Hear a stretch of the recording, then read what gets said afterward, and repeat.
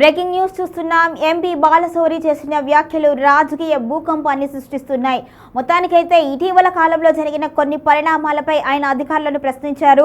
అధికారుల సమావేశంలో మున్సిపల్ కమిషనర్ని ప్రశ్నించగా ఆయన ఒక్క ప్రశ్న కూడా సరైన సమాధానం చెప్పలేదు.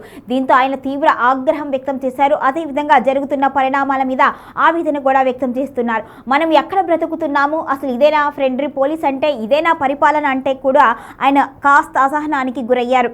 ఎంపీ బాలశౌరి సంచలన వ్యాఖ్యలు చేశారు. మున్సిపల్ కమిషనర్పై బాలశౌరి అసహనం వ్యక్తం చేశారు. జనసేన కార్యకర్త ఇల్లు కూలగొట్టిన ఘటనపై ఆయన ఆరా తీశారు.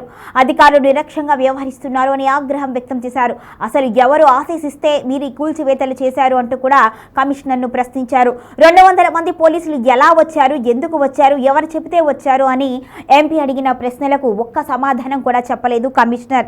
ఇక అధికారుల సమావేశంలో నిలదీసినా కూడా ఒక్క మాట కూడా బదులివ్వకపోవడంతో ఆయన కాస్త ఆగ్రహం వ్యక్తం చేశారు. అసహనం కూడా వ్యక్తం చేశారు. మనం ఏంటి, ఎలా బ్రతుకుతున్నాము, ఇది అసలు పరిపాలనేనా?